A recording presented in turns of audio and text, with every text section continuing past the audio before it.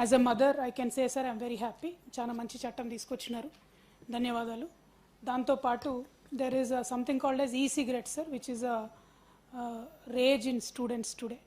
ఈ సిగరెట్స్ పైన కూడా మరి ఏం చేస్తూ ఉన్నాం అన్నటువంటిది ప్రభుత్వం ఒక క్లారిటీ తీసుకోవాలి.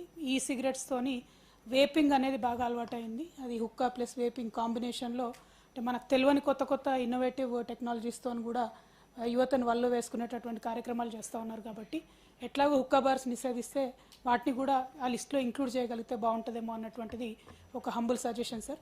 దాంతోపాటు గౌరవ ముఖ్యమంత్రిగా ఇదివరకు కేసీఆర్ గారు ఉన్నప్పుడే మనం గుట్కాను నిషేధించుకోవడం జరిగింది సార్. గుట్కా తయారు చేయడం కానీ అమ్మడం కానీ నిషేధం ఉన్నది ఈ రాష్ట్రంలో.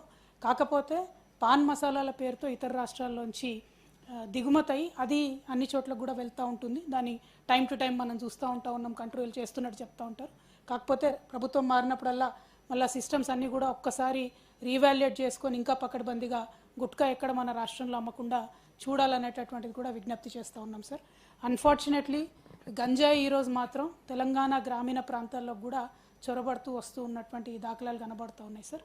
మా మహేష్ కుమార్ అన్న మేడ్ ఇన్ స్పీచ్ అన్న కంగ్రాచులేషన్స్.